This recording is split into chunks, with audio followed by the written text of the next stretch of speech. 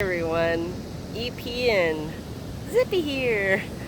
We're here hanging out on a trashy Tuesday, and last night I was trying to write a blog about an article actually that I read, and I just kind of got on a rant about our origin story. So I thought maybe I should just give you a little bit of the origin story on video, since it's a lot of, well, for me, it's probably easier to translate that than it is writing it. Writing it just definitely takes a lot longer. So, anyways, the way that Surrounded by Penguins came out was actually not really through penguins first. It actually started with birds from Hawaii, and really specifically the endangered birds on Maui. And of course, we got to know a few other birds on the islands as we came back for our travels.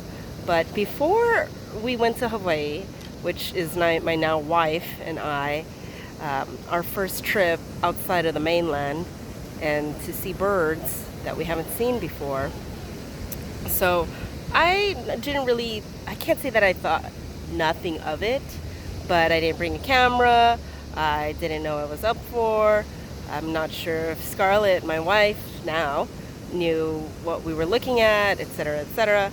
She has a thing for going on crazy bird adventures and really finding birds that are endemic to that area, which means that they belong in that area.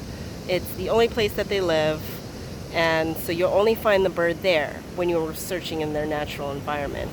Now, this was back in 2012. I know it was a while ago, but I came to find out that in Hawaii, they get about maybe 4% of the funding, even though they have 51% of the endangered species in all of America.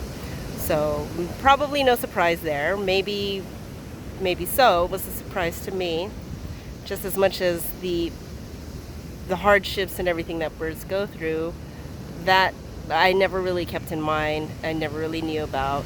So I was pretty much oblivious and ignorant to.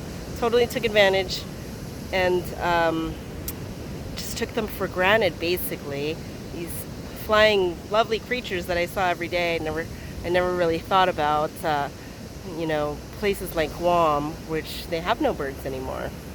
I know that we have one of their birds at SeaWorld. They're Kingfisher. They're Guam Kingfisher, and that's it. All their birds that there are around, they're in captivity, and I can't really say that they're being successfully bred, or I don't know what's going on with them.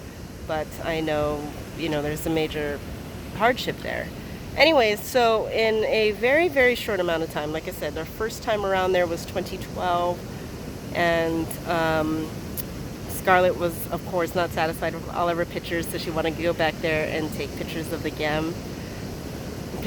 again, and some of the birds, actually, we can't get back to. We just can't. And the state of many of the birds in Hawaii, where they were fine, and we actually saw them, living, breathing, foraging, flying, tweeting, singing, calling, everything, they're not around anymore. Some of them are being taken into captivity. Last year, 8 of them actually made it onto the U.S. Fish and Wildlife extinction list. So that's to include all of the islands of Hawaii, not just like the big island. But still, 8 in 1 year. And wow, so that was 2021. Anyways, so Hawaii was like really eye-opening for me.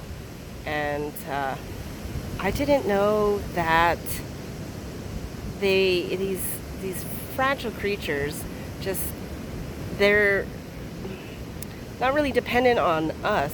They are now for their survival, but they're majorly affected by us. And many of the Hawaiians don't even know their native birds. So and many of them, because they're not readily able to see them, the general public is not, they may never get to know them. They may never get to see them. They may never get to hear them. And therefore they may never get to learn about them. So, come to find that Scarlett actually took some pictures of birds that maybe people will never get to see I sort of felt like, well, we have this obligation now to show these pictures off and to help as best we can. And mainly to not really get the word out per se, but I wanted to do something. So, she actually looked for products that included these birds, and this is how we came to find out. Like, a lot of the natives actually don't know these birds, and so there's not a lot of art out of them. There's some limited photography, and there's very little to no products that actually have these birds on them. So, as you all know, I'm doing that now with penguins that are the perfect ambassador. They are my favorite birds. Any penguin, really. So the genus of penguins, they've been around for a very long time. But just about everybody knows what a penguin is. And they could connect to them very easily. So, no surprise there that I would be into them. But I want to see all the penguins in their natural environment. And there's a real push for that to happen, because even with just seeing the yellow-eyed penguin, which is the rarest penguin, we only saw two of them. And, we're afraid that it's going to get hard to see them, if not impossible to see them now. We did not get to see the Snares penguin, even though we were sort of in their area, so it's already happening. But, the hard fact is that unfortunately, these birds that we're seeing, other than penguins, are just,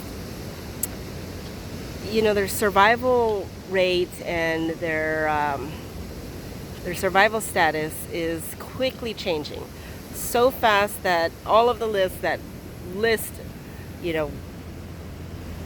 least threatened or whatever, to endangered, they can't keep up with everything. They can't keep up with wildlife in general. So, I wanted to do things like beach cleanups, and I'm doing it already. I've been doing it for over a year now. What I love about starting Surrounded by Penguins is that it's kept me committed to the things that I want to do, and I think it's made me a better person in a lot of ways. I mean, it's really hard, don't get me wrong. Starting a business, all of it. We have no professional experience in photography.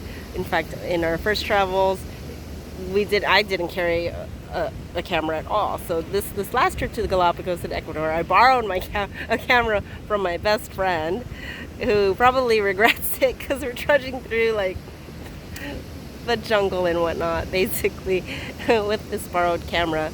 Scarlett has her own.